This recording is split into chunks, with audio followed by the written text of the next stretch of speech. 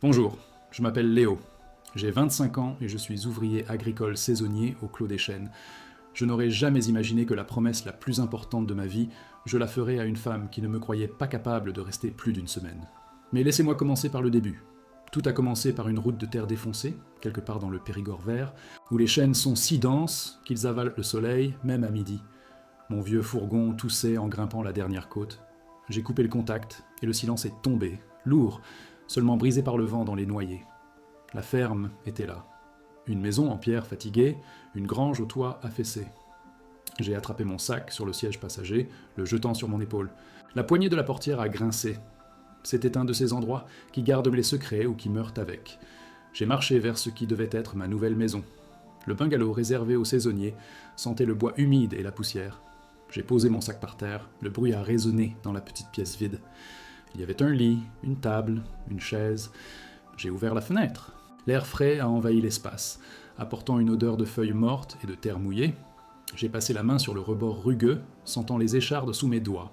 C'était un endroit où l'on ne faisait que passer, et ça me convenait très bien. Le lendemain, le plancher était glacial sous mes pieds nus bien avant l'aube. Dehors, tout était encore bleu et silencieux. J'ai enfilé mon jean et mes bottes de travail, en tirant sur les lacets. Le cuir était raide, encore humide de la rosée de la veille. Un coq a chanté au loin, un son solitaire et rauque. J'ai attrapé ma veste sur le dossier de la chaise.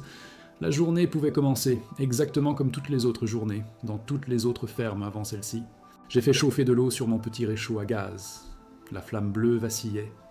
J'ai bu mon café noir directement dans la casserole en métal, debout dans l'encadrement de la porte. La brume s'accrochait aux branches des noyers, masquant la vallée en contrebas. Je connaissais cette solitude. C'était une vieille couverture, usée mais familière. J'ai rincé la casserole avec le reste d'eau froide de ma gourde et je l'ai posée sur la table. L'heure tournait. En marchant vers la maison principale, mes bottes s'enfonçaient légèrement dans la terre meuble. Près de la grange, un vieux tracteur reposait, orange de rouille. J'ai ralenti, j'ai posé ma main sur le capot froid et cabossé. Ma mâchoire s'est contractée. L'image de mon père, les mains se noires de graisse, le dos courbé, a traversé mon esprit. J'ai retiré ma main brusquement, comme si le métal m'avait brûlé, et j'ai continué mon chemin sans me retourner. Le gravier crissait sous mes pas à l'approche de la maison en pierre. Je me suis arrêté devant la grande porte en chêne sombre. J'ai levé la main pour frapper, puis je l'ai laissé retomber. À quoi bon? Les mots ne servaient à rien. Le travail parlerait pour moi. J'ai pris une inspiration. L'air sentait la fumée de cheminée, et j'ai frappé 2 coups secs. Le son semblait minuscule face à l'immensité silencieuse des champs autour de moi. J'ai attendu, les mains dans les poches. La porte s'est ouverte, sans un bruit.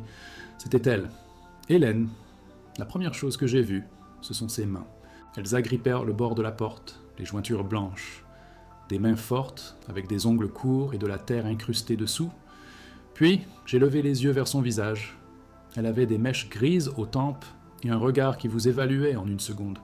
Elle a croisé les bras sur sa poitrine, un mur silencieux entre nous. Vous êtes Léo. Sa voix était plus grave que ce que j'imaginais, sans chaleur. Elle n'a pas attendu ma réponse. L'annonce disait vrai. Le toit de la grange est à refaire, la clôture est tombée près du ruisseau et la moitié des machines sont en panne. Son menton a désigné les terres derrière moi. C'est un travail sans fin. C'était une question, un avertissement, un test, tout ça à la fois. Elle attendait que je fasse demi-tour. Je n'ai pas répondu tout de suite. Mon regard a suivi son geste, balayant la noirée, la pente douce de la colline, la clôture brisée au loin. Je pouvais sentir le poids des années de négligence. J'ai gratté la boue séchée de ma botte contre la marche en pierre, puis j'ai simplement hoché la tête, une seule fois, en la regardant enfin dans les yeux. Je sais travailler. C'était tout ce que j'avais à offrir. C'était tout ce que j'étais. Son regard est resté fixé sur moi un instant, comme si elle cherchait une fissure. Elle a fini par décroiser les bras, un mouvement presque imperceptible. Le bungalow est pour vous. Soyez à la grange à 6 heures. La porte s'est refermée, me laissant sur le seuil avec l'odeur de la terre et le froid du matin. Je m'appelais Léo. Elle, c'était Hélène, et mon travail au Clos des Chênes venait de commencer. Le silence est retombé. J'ai fait demi-tour et j'ai marché lentement vers le bungalow. Le soleil commençait à peine à percer la brume, projetant de longues ombres depuis les vieux noyers.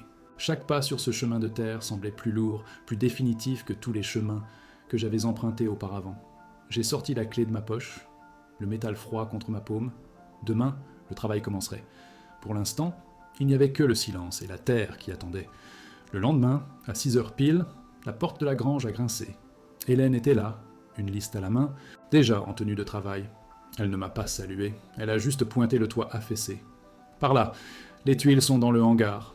Assurez-vous que la charpente est saine avant de monter. » Elle m'a tendu une vieille boîte à outils rouillée. Ses doigts n'ont pas effleuré les miens. Puis elle a tourné les talons, ses bottes martelant le sol en béton. J'ai passé les premières journées sur ce toit. Le soleil tapait fort. Je clouais, remplaçais les poutres pourries, alignais les tuiles neuves. Je la voyais parfois en bas, traversant la cour, les bras chargés, le regard fixé au loin. Elle ne levait jamais la tête vers moi. Le soir, je redescendais, le corps endolori, couvert de poussière de bois. Je rangeais mes outils, et le bungalow m'avalait dans son silence. C'était un travail, rien de plus.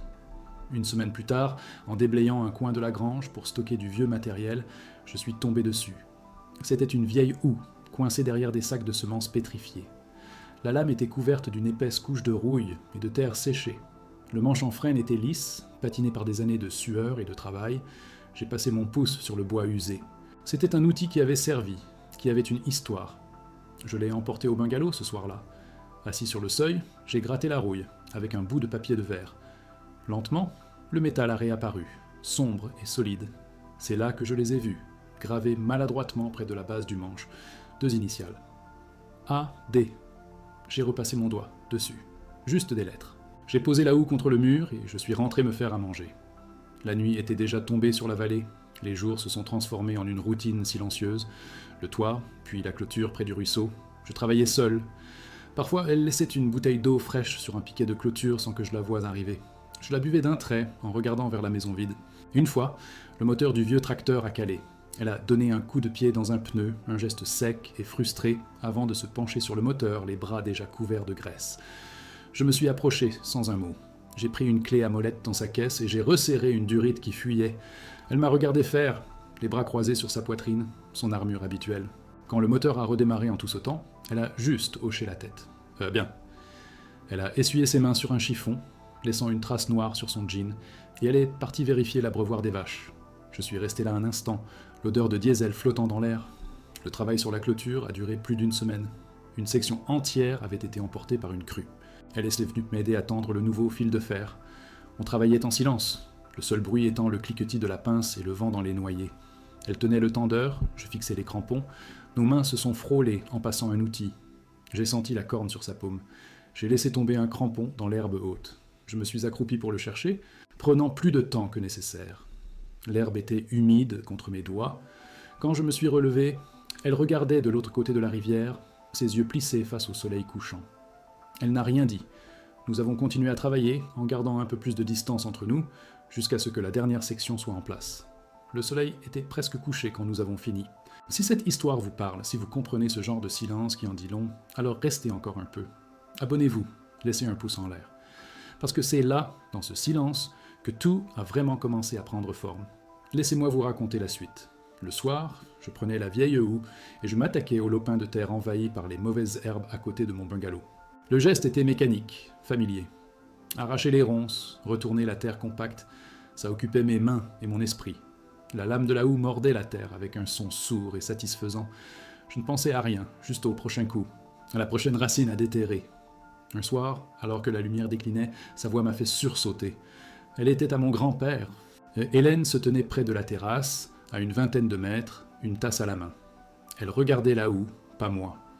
Il disait que cette terre avait la peau dure, qu'il fallait la convaincre. Elle a bu une gorgée de ce qui devait être une tisane. La vapeur montait en volute dans l'air frais du soir. Je n'ai pas répondu. J'ai juste planté la houe dans la terre et j'ai essuyé la sueur de mon front avec le dos de ma main. Elle a fini sa tasse, l'a posée sur le rebord de la fenêtre et est rentrée à l'intérieur sans un autre mot. La lumière de la cuisine s'est allumée, projetant sa silhouette sur le rideau pendant un instant, puis elle a disparu. Je suis resté là, debout dans mon petit jardin improvisé, l'outil de son grand-père à mes pieds. Quelques jours plus tard, une pluie fine s'est mise à tomber, une de ces pluies d'automne qui s'installent pour des jours. Je travaillais dans le hangar, à trier de la vieille ferraille. La porte était ouverte sur la cour grise et détrempée. Vers midi, je l'ai vue traverser la cour, une capuche sur la tête. Elle n'est pas venue jusqu'au hangar. Elle a simplement posé quelque chose sur le seuil de mon bungalow et elle est repartie aussi vite. Quand la pluie s'est calmée, je suis allé voir. C'était un thermos. Je l'ai ouvert. Une odeur de café chaud et fort s'en est échappée. À côté, enveloppé dans du papier journal, il y avait un morceau de pain avec du fromage. Je suis resté là, le thermos chaud entre mes mains, à regarder la porte de la maison principale. Il n'y avait aucun mouvement. J'ai refermé la porte de mon bungalow et j'ai bu le café, lentement. Ce soir-là, en travaillant la terre avec la houe, j'ai senti que quelque chose avait changé. Le sol semblait moins dur sous la lame. J'ai arraché une grosse pierre et je l'ai jetée sur le côté. La pluie avait cessé, laissant une odeur de terre mouillée et de feuilles en décomposition. J'ai regardé la lumière allumée dans sa cuisine. Elle n'était pas un ordre, pas un salaire, c'était un thermos de café. Et c'est comme ça que presque 2 mois se sont écoulés. Entre le silence du travail, cette vieille houe portant les initiales d'un inconnu, et la routine qui s'installait, je réparais ce qui était cassé. Elle tenait la ferme à bout de bras. Nous étions 2 étrangers, partageant un lopin de terre, mais ce soir-là, avec ce café dont je sentais encore le goût, je me suis dit que peut-être ce n'était plus tout à fait vrai. L'automne s'est installé pour de bon, peignant les feuilles des noyers en or et en rouille. Le thermos de café n'était pas un événement unique. C'est devenu une habitude silencieuse. Chaque matin, il était posé sur le seuil de mon bungalow. Je laissais en retour le thermos vide, rincé, au même endroit. Nous ne parlions jamais de ça. C'était juste là, comme le lever du soleil. Une petite chaleur avant la longue journée de travail. Le travail aussi avait changé. Ce n'était plus seulement ses ordres et mon exécution. On a commencé à réparer la vieille presse à huile ensemble. Elle tenait les pièces en place pendant que je serrais les boulons. Ses doigts, couverts de graisse, effleuraient parfois les miens. Elle retirait sa main aussitôt, mais le geste suivant était moins rapide, moins sec. Je me suis surpris à laisser traîner un outil, juste pour qu'elle me le demande. Les soirées près de mon petit lopin de terre sont devenues notre rituel. Je retournais le sol avec la houe de son grand-père, et elle venait s'asseoir sur les marches de sa terrasse, une tasse fumante entre les mains. Elle ne disait rien pendant de longs moments. Elle regardait juste mes mains travailler la terre, le mouvement régulier de la lame. Le son du métal contre la terre était notre seule conversation. Puis l'orage est arrivé, un soir d'octobre. Le ciel est devenu noir d'un coup et le vent s'est mis à hurler dans les branches des noyers. Les noix, presque mûres, allaient être arrachées, perdues. Elle a surgi de la maison, le visage tendu. « Les bâches, vite !» On a couru vers le hangar, tirant les lourdes toiles cirées. Le vent nous les arrachait des mains, la première pluie glacée nous fouettait le visage. On s'est battu contre les éléments pendant des heures, dans le noir, seulement éclairé par les éclairs et nos lampes frontales. On a étendu les bâches sous les arbres, nos corps se heurtant dans l'urgence, nos voix perdues dans le vacarme. Je l'ai vue glisser dans la boue. Je l'ai rattrapée par le bras, la retenant contre moi un instant. Sa respiration était saccadée. On a continué sans un mot. Quand la pluie s'est enfin calmée, au milieu de la nuit, nous étions trempés, épuisés, couverts de boue. On s'est réfugiés dans la grange. L'odeur de foin humide et de terre mouillée nous a enveloppés. Elle s'est assise sur une botte de paille, la tête entre les mains. J'ai allumé une vieille lampe à pétrole. La flamme a jeté des ombres dansantes sur son visage fatigué. Mon grand-père a planté ses arbres, a-t-elle dit doucement, sa voix rauque. Il disait que chaque noix était une promesse. Elle a relevé la tête, son regard perdu dans le vague. Après lui, d'autres ont fait des promesses. Des hommes qui devaient t'aider. Ils ont regardé le travail, les dettes. Et ils sont partis. Tous. Elle a ri. Un petit rire sans joie qui s'est brisé net. J'ai juste resserré le bouchon de ma gourde, encore et encore. Je ne lui ai rien dit. Je me suis levé, et j'ai cherché 2 vieilles couvertures de cheval, rêches et sentant la poussière. Je lui en ai tendu une. Elle l'a prise, ses doigts froids effleurant les miens. Je me suis assis un peu plus loin, le dos contre un pilier en bois, et j'ai enroulé l'autre couverture autour de mes épaules. On est resté là, à écouter la pluie goutter du toit, chacun dans son silence. Le lendemain, le soleil est revenu sur un monde lavé. La récolte était sauvée. On a travaillé côte à côte toute la journée pour ramasser les noix sur les bâches, nos gestes synchronisés par la fatigue et une sorte de nouvelle entente. Le soir, alors que je nettoyais la vieille houe, elle s'est approchée. Elle a tendu la main et a passé son pouce sur les initiales gravées. Adé Alain Dubois. Il n'est jamais parti, lui. J'ai hoché la tête, continuant de gratter la terre séchée de la lame. Elle est restée là, à me regarder. Vous l'utilisez bien, comme lui. Puis elle a ajouté, si bas que j'ai failli ne pas l'entendre. Merci. Pour hier. Elle a tourné les talons et est rentrée à la maison, me laissant avec le poids de ces quelques mots et de ce vieil outil dans les mains. Les semaines qui ont suivi ont été différentes. On parlait un peu plus. De la météo, des machines, de la terre. Un jour, en réparant le moteur du tracteur, je lui ai parlé de la ferme de mon père. Juste une phrase. Il avait un tracteur comme ça. Il a passé sa vie à le réparer. J'ai senti son regard sur mon dos pendant que je travaillais. Elle n'a posé aucune question. Elle m'a juste tendu la clé de 12 dont j'avais besoin. J'ai commencé à prendre mes repas sur les marches de mon bungalow au lieu de rester à l'intérieur. Elle faisait pareil sur sa terrasse. On mangeait en silence, à 50 mètres l'un de l'autre, mais c'était un silence partagé. Je la voyais parfois sourire en regardant les poules gratter la terre. Un vrai sourire qui atteignait ses yeux fatigués. J'ai arrêté de compter les jours avant de repartir. Un soir, elle m'a fait signe de la rejoindre sur la terrasse. Elle m'a tendu une bière. La récolte est bonne, malgré tout. On a bu en regardant la vallée s'endormir. Cette terre, elle prend tout, a-t-elle dit en faisant tourner sa bouteille entre ses paumes. Il ne faut jamais croire qu'elle vous fera des cadeaux. J'ai regardé ses mains calleuses, les mêmes qui m'avaient tendu un thermos de café. Je suis resté silencieux. J'ai simplement posé ma bouteille vide sur le sol en bois. Mon regard a balayé les champs que nous avions travaillés, la clôture que nous avions réparée, le toit de la grange qui ne fuyait plus. Mon père avait cru au cadeau. Il avait attendu quelque chose en retour. J'ai compris à ce moment-là que ce n'était pas la question. Il ne s'agissait pas de prendre, mais de rester. Elle a suivi mon regard. Elle n'a pas eu besoin que je parle. Elle a hoché la tête, lentement. On a encore du travail. C'était sa façon de dire qu'elle me voyait, qu'elle comprenait. On est resté là jusqu'à ce que les étoiles apparaissent, sans rien ajouter. La distance entre nous s'était réduite à celle d'une simple balustrade en bois. On a trouvé un rythme, un équilibre fragile fait de travail partagé et de silence compris. L'hiver approchait, l'air devenait plus vif. Je me suis surpris à penser à l'année suivante, au semis de printemps. L'idée de partir, qui avait toujours été mon horizon, devenait floue, lointaine, comme une terre étrangère. Je ne cherchais plus la prochaine ferme sur les petites annonces. Un après-midi, elle m'a appelé près du potager. Elle tenait la vieille houe. « Prenez-la, elle est mieux avec vous. » Elle me l'a tendue, le manche en bois tourné vers moi. Mes doigts se sont refermés sur le bois lisse et usé. C'était plus qu'un outil, c'était une racine, une encre. J'ai simplement hoché la tête, incapable de trouver les mots. Ce soir-là, j'ai travaillé la terre avec. Je sentais le poids de l'objet dans mes mains, le poids de l'histoire qu'il portait. J'ai levé les yeux vers la maison. La lumière de sa cuisine était allumée. Je pouvais voir sa silhouette bouger derrière la fenêtre. Je me suis rendu compte que je connaissais ses habitudes par cœur, l'heure à laquelle elle se levait, le bruit de ses pas sur le gravier. On était en novembre. 5 mois s'étaient écoulés depuis mon arrivée. 5 mois à reconstruire des clôtures, des toits et peut-être autre chose, sans jamais lui donner de nom. On était devenus une équipe. 2 solitudes qui avaient appris à travailler ensemble. J'ai planté la houe dans la terre et je suis rentré dans mon bungalow, sentant pour la première fois que ce n'était plus seulement un abri. Le lendemain matin, le facteur était passé. C'est rare, il ne vient que s'il y a du courrier important.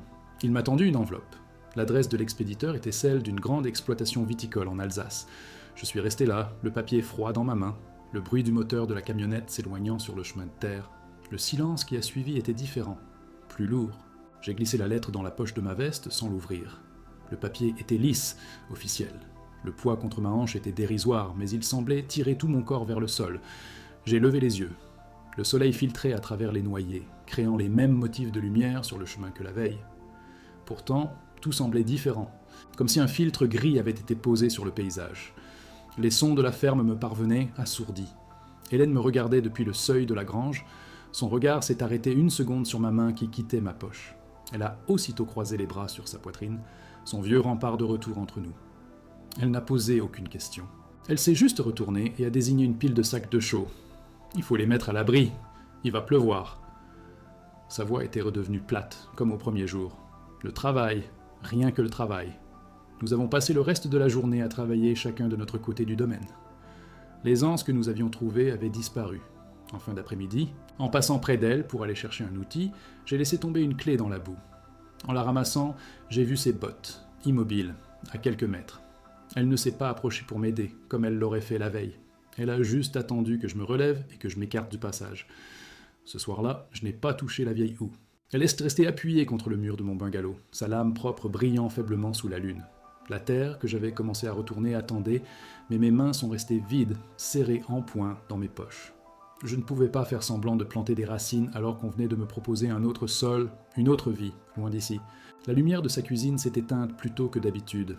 Elle n'est pas sortie sur la terrasse.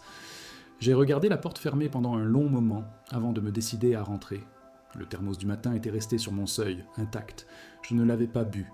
Le café à l'intérieur devait être froid maintenant, une fine pellicule formée à la surface. J'ai poussé le thermos du pied, le faisant rouler doucement contre le mur.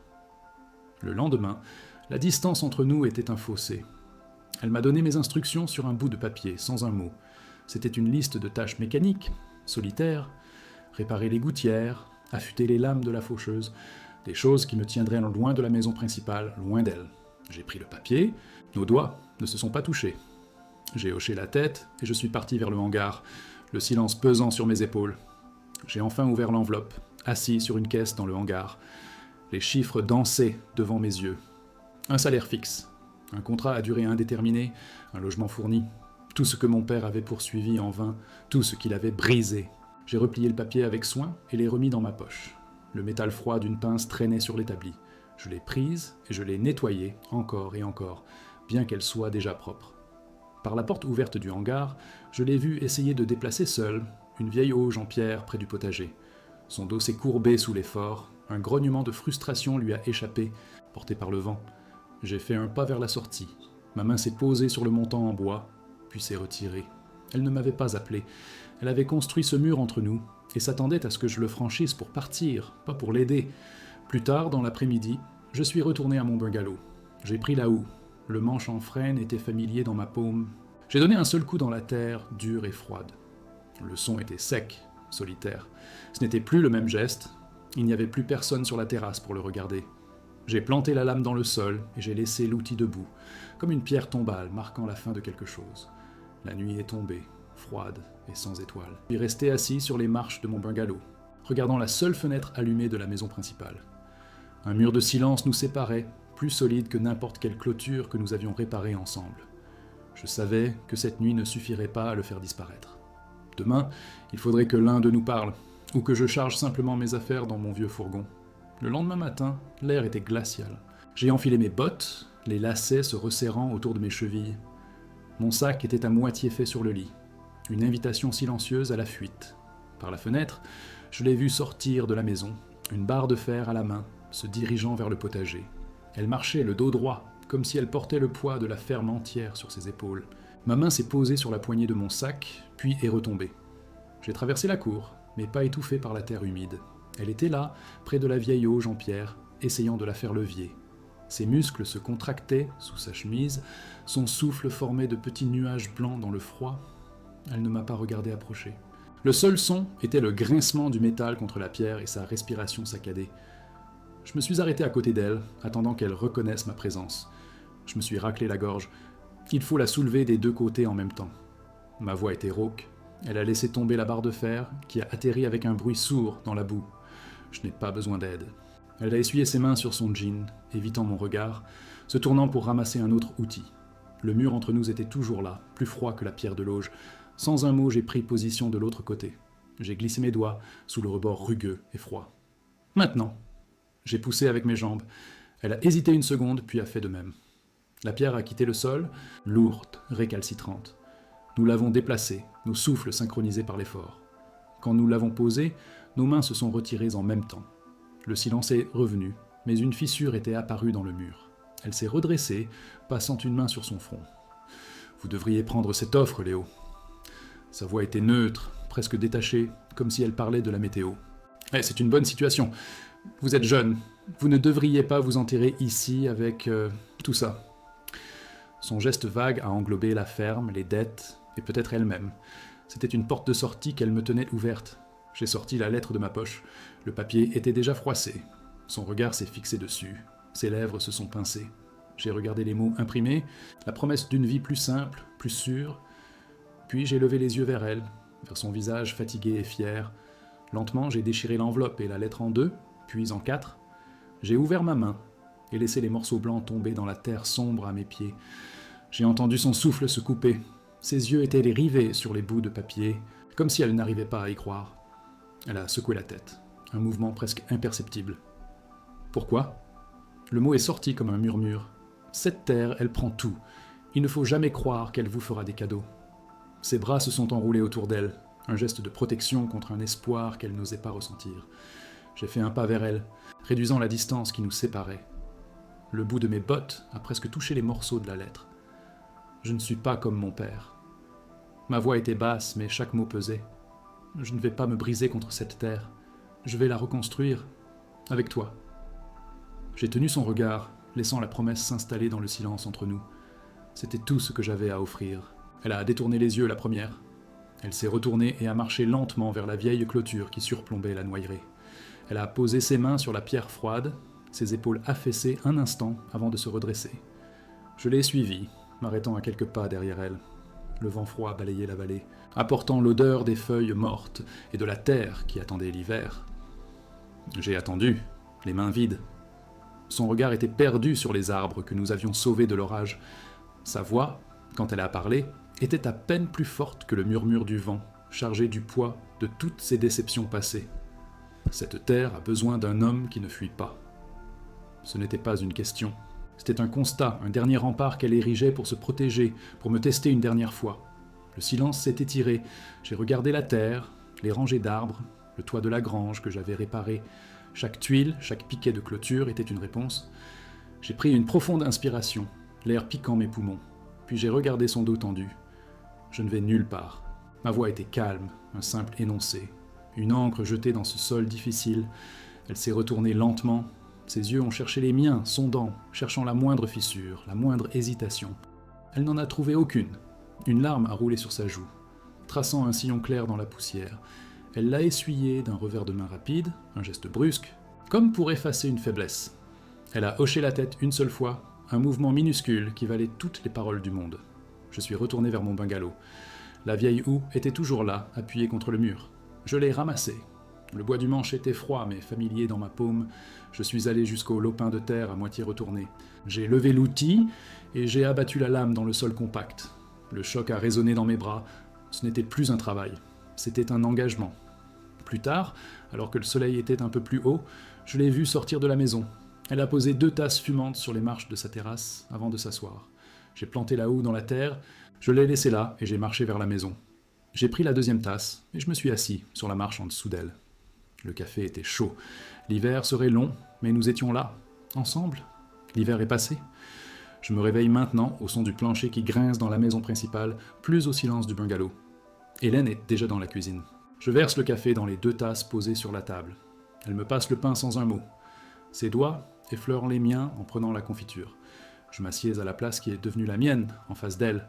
Le soleil du matin traverse la fenêtre, illuminant la poussière qui danse dans l'air, et je la regarde boire son café. Dans la noyerée, nous taillons les branches mortes. Le bruit sec de nos sécateurs est le seul son, un rythme que nous avons appris à partager. Elle me désigne une branche trop haute. Je monte sur l'échelle, elle la stabilise en posant un pied sur le premier barreau. Le vent froid du printemps fait rougir ses joues. Cette terre prend toujours tout, mais aujourd'hui, nous lui donnons quelque chose en retour, ensemble.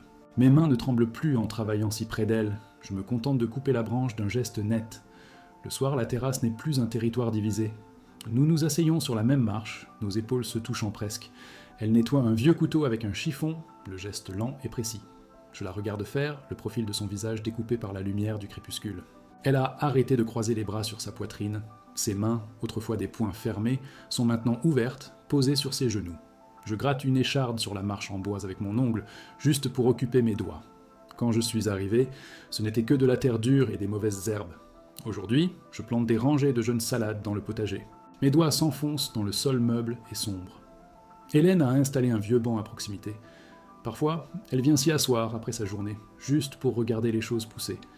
Elle a dit un jour que rien n'avait poussé ici depuis des années. J'ai juste continué à arroser, le jet d'eau faisant un arc dans le soleil couchant, sans rien répondre.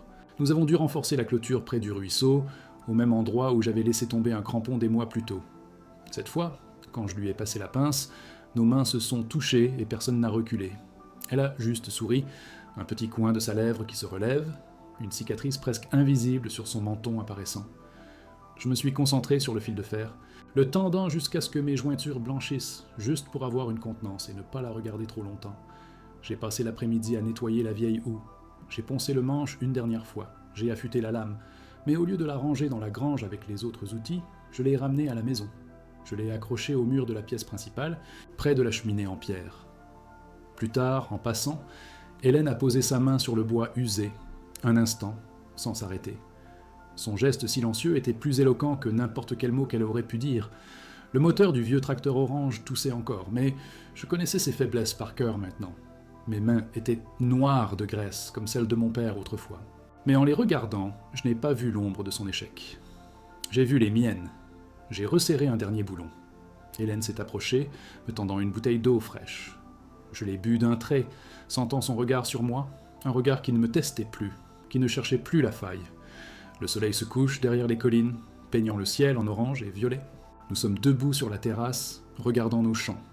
Le travail est loin d'être fini. Demain, il faudra réparer l'irrigation. Hélène soupire, mais ce n'est plus un soupir de résignation. C'est juste le souffle d'une fin de journée. Elle se tourne vers moi. On a du travail pour demain. Je hoche la tête. Je ne vais nulle part. Et pour la première fois de ma vie, ça ressemble à une destination